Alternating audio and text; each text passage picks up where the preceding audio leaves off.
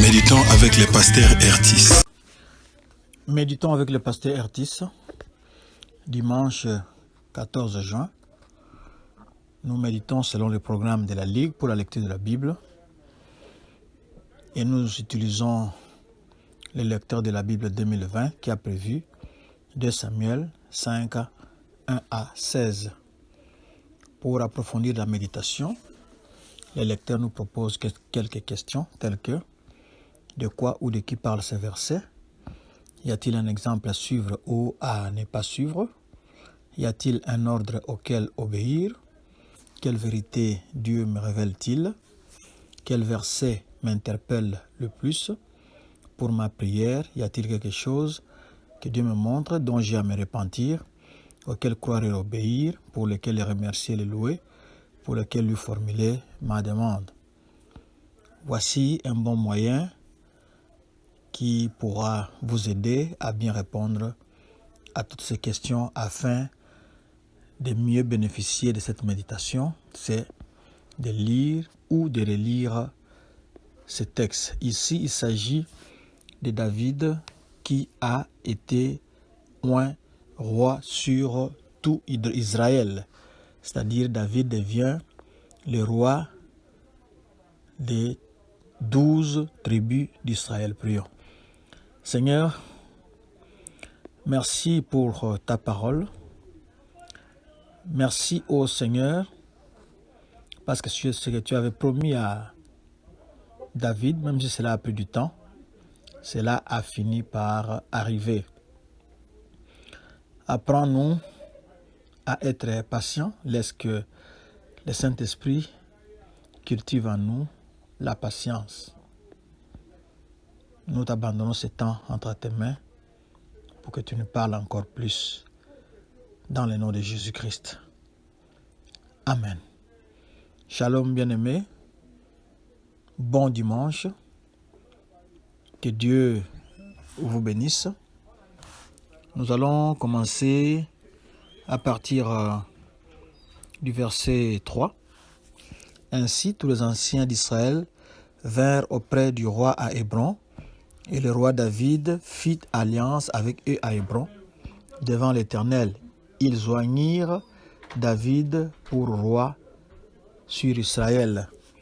Ça, c'est la 3e fois que David est oint roi. Nous savons que la première fois, c'était en privé avec le prophète Samuel. On peut le lire dans 1 Samuel 16, 13. La 2e fois, il avait été sacré roi sur la tribu de Juda. C'est dans 2 Samuel 2, 4. Et finalement ici, il est couronné roi sur tout Israël, c'est-à-dire les 12 tribus d'Israël. Même si la vie de David en tant que hors-la-loi, il semblait comme quelqu'un qui n'avait pas d'avenir, mais la promesse de Dieu de faire de lui le roi des 12 tribus d'Israël a été finalement accomplie. Son royaume sera divisé longtemps après lui, mais au moins sa dynastie a dû régner sur les terres d'Israël, même sur une partie des terres d'Israël, pendant au moins 400 ans. David a dû attendre ses 37 ans d'âge pour que la promesse de Dieu puisse se réaliser. On peut lire 1 Samuel 16, 13. Pendant ce temps-là, David avait patiemment attendu la promesse, l'accomplissement de la promesse de Dieu. Quand vous vous sentez oppressé, poussé pour accomplir certains résultats, pour avoir les succès rapidement, nous devons toujours nous rappeler la patience qu'avait David. Dieu lui a promis et cela ne s'était pas réalisé du jour au lendemain. Il a dû attendre longtemps. Le roi Saül l'avait poursuivi. N'eût été la main de Dieu sur David, il serait mort et il aurait raté les promesses de Dieu. Heureusement, celui qui avait fait la promesse est fidèle et David de son côté était patient et il faisait confiance à ce Dieu qui lui avait promis la royauté, que ce Dieu-là pourra l'accomplir. Si David était un grand roi, et à notre humble avis, c'est d'abord parce qu'il a été patient, il a été à l'école de Dieu, c'est là qu'il a appris. Il a d'abord appris à être berger en brousse et à être un hors-la-loi qui conduisait les bandes, qui allait de succès militaire en succès militaire. Et finalement, il est arrivé là où il devait arriver parce que Dieu savait qu'est-ce qu'il était en train de lui enseigner pendant tout ce temps-là. Dieu l'avait préparé pour des tâches plus importantes, des tâches plus grandes. Mais beaucoup de gens n'aiment pas attendre que ce que Dieu avait planifié puisse s'accomplir. Nous allons au verset 6. Le roi marchait avec ses gens sur Jérusalem contre les Jébusiens, habitants du pays. Ils dirent à David, « Tu n'entreras point ici, car les aveugles même et les boiteux te repousseront. » Ce qui voulait dire, David n'entrera point ici. Ici, il s'agit de la ville de Jérusalem. C'était une ville bien située qui avait, on pourrait dire, des forteresses naturelles. Sa position faisait qu'elle soit pratiquement imprenable. Et pour se moquer de David, les Jébusiens, c'est-à-dire les habitants, les Cananéens là, qui habitaient Jérusalem, qui avaient habité cette ville-là, lui ont dit que nos militaires n'auront même pas besoin de te combattre parce que notre ville est bien située, notre ville est bien protégée, de telle sorte que si ton armée s'approchait simplement, il n'y aura que les plus faibles d'entre nous, c'est-à-dire les boiteux et les aveugles te repousseront. Alors,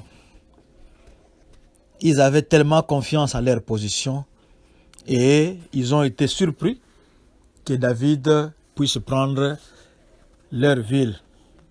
Le Saint-Esprit de Dieu avait inspiré une stratégie à David, c'est celle d'entrer dans la ville par la conduite d'eau. L'eau de la ville venait du dehors. On la puisait quelque part, elle venait par un tuyau. Et c'est par ce tuyau-là, par ce canal-là, que David est entré à Jérusalem et il les a surpris, il les a massacrés. Parce que très souvent, au lieu de nous appuyer sur Dieu, au lieu de lui laisser, de lui abandonner notre sécurité c'est dans notre argent, notre sécurité c'est dans notre beauté, notre sécurité c'est dans notre intelligence, notre sécurité c'est dans nos fétiches, notre sécurité c'est ailleurs sauf Dieu. Vous pouvez compléter la liste vous-même et ils ont été déçus. La vraie sécurité, c'est en Dieu. C'est Dieu qui peut vous sécuriser, c'est Dieu qui peut vous protéger, même si vous avez des murs de pierre qui vous entourent, même si vous avez des gardes du corps, même si vous avez toute une équipe de gardiennage qui vous entoure, même si vous avez un bon travail qui vous donne la sécurité de songer à l'avenir, sachez que tout cela, c'est rien parce qu'on ne sait pas ce que demain peut enfanter. ce qui est important, c'est d'abord notre relation avec Dieu. Et c'est cette relation-là qui ne peut pas défaillir. Et Dieu, lui, il tient promesse et c'est lui qui a la vraie sécurité. Au verset 12, David reconnut que l'Éternel l'affermissait comme roi d'Israël et qu'il élevait son royaume à cause de son peuple d'Israël. Ici, nous voyons que David n'attribue pas son succès à ses campagnes militaires, à quoi que ce soit d'autre, mais il savait reconnaître la main de Dieu dans son pouvoir, la main de Dieu dans ce qu'il fait. Nous savons que dans les royaumes païens, là-bas, l'autorité vient du fait que la grandeur vient du fait qu'il y a beaucoup de conquêtes à gauche, à droite.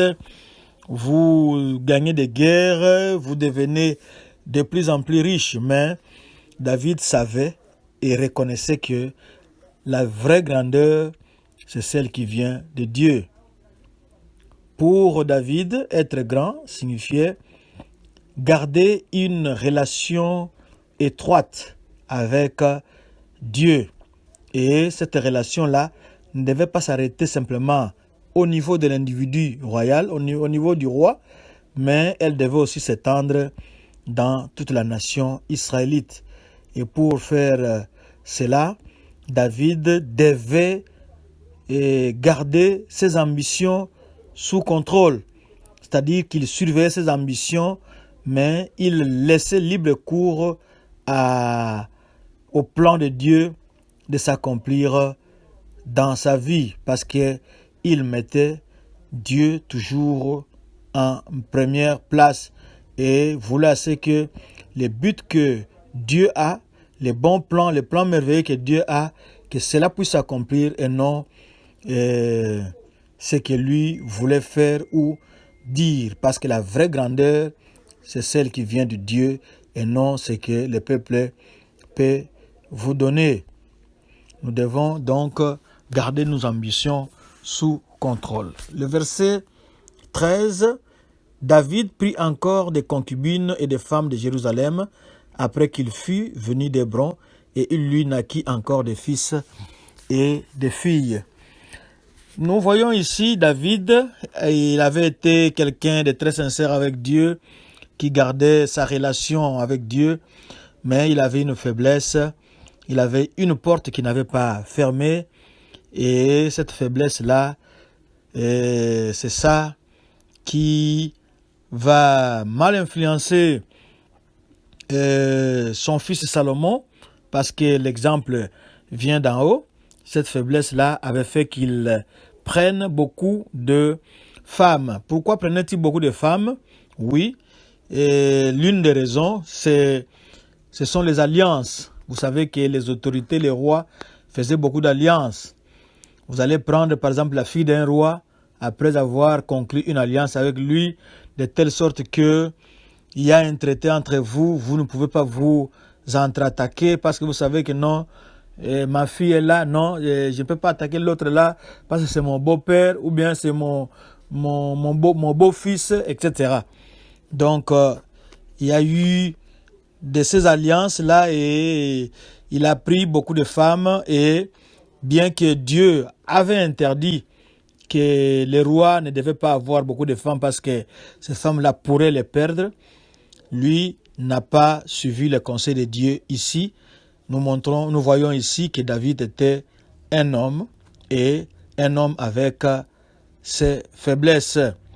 Et c'est ce qui a fait que tous ces enfants-là d'origine diverse avaient causé des problèmes, des troubles dans son royaume.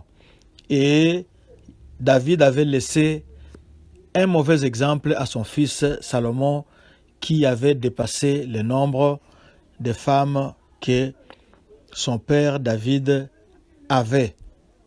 C'est ça un peu la faiblesse de David, ce qu'il ne devait pas faire et il a fait.